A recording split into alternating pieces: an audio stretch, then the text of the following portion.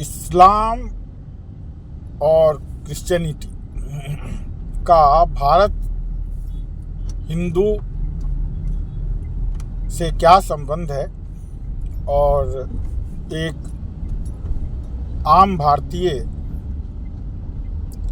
उनके बारे में क्या सोचते हैं, कैसे सोचते हैं और कैसे सोचना चाहिए, इन सब बातों पर मैं छोटे से वीडियो में आपको बतलाऊंगा। और इससे अलग यदि आप कुछ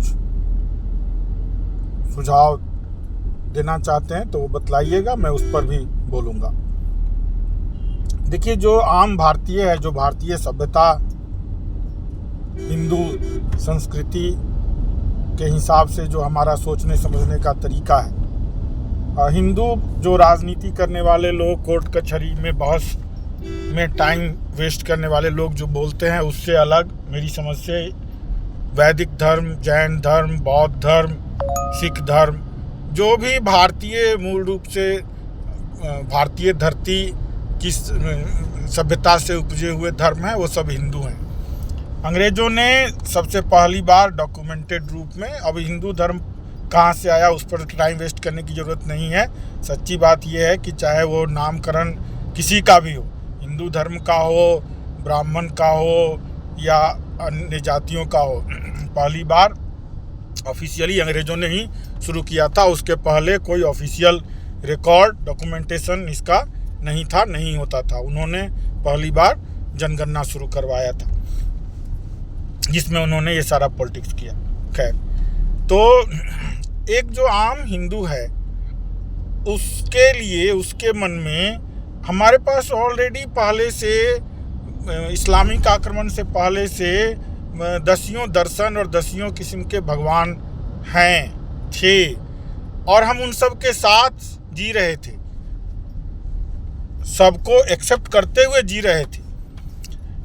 आज के इतिहासकारों ने हमें यह समझाने की कोशिश की है कि इन सब में खूनी जंग हुआ करती थी। हुआ तो होता रहा होगा, खूनी जंग का तो मुझे नहीं पता, लेकिन ऐसे शास्त्रार्थ जिसमें हारने वाले को मृत्युदंड तक मिलता था, ये मुझे ज़रूर पता है। तो होता रहा होगा, लेकिन इस सब के बावजूद सब लोग हजारों सालों से साथ रह रहे थे। जबकि पश्चिमी दुनिया में ऐसा नहीं है। जो अरबियन वर्ल्ड है उसमें फ़िलिस्तीन को पूरी तरह से ख़त्म करके यहूदी आए, यहूदियों को पूरी तरह से ख़त्म करके ईसाई हुए, ईसाइयों को पूरी तरह से ख़त्म करके इस्लाम आया। यही उनका तरीका है।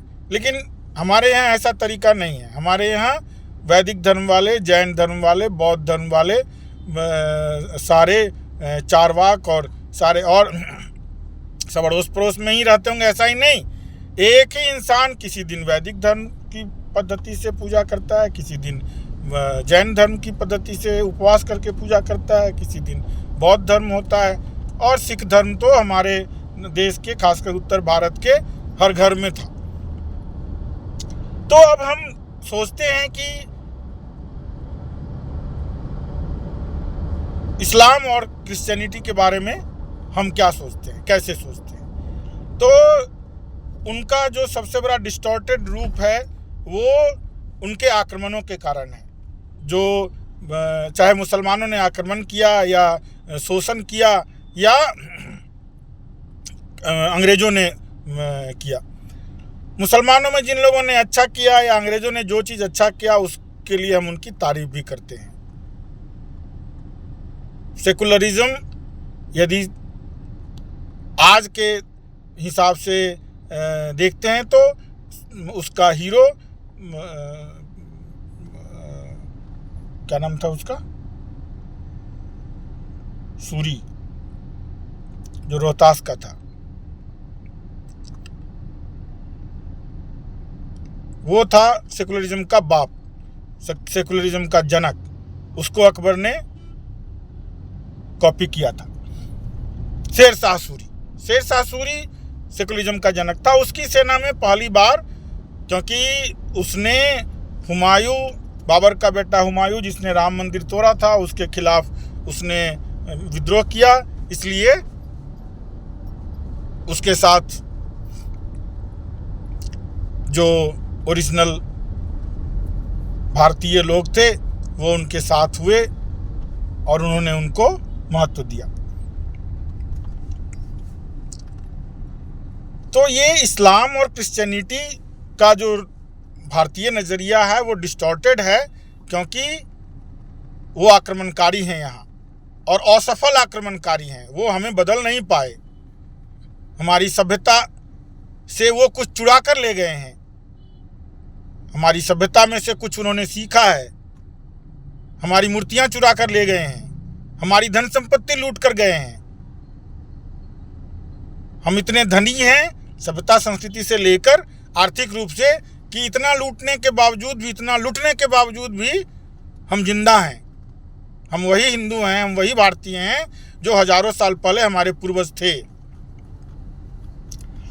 तो एक भारतीय के संस्कार के हिसाब से, एक हिंदू के संस्कार के हिसाब से, जो उनके भगवान हैं, हम अल्लाह या गॉड के प्रति कुछ भी नहीं भावना रखते हैं। और बात जहाँ तक उनके मैसेंजर की आती है तो हम उनसे कुछ सीखने की ही कोशिश करते हैं। वो दोनों ही, चाहे वो मोहम्मद साहब हों या जीसस क्राइस्ट हों, हमारे लिए युग पुरुष थे। उनके जीवन से हमें सीखना चाहिए। तो मैं अगले वीडियो में उन दोनों से अलग अलग 2 वीडियो में आपको बतलाऊंगा कि उन दोनों से अलग अलग क्या सीखने की ज़रूरत है और हमें क्या सीखना चाहिए। धन्यवाद।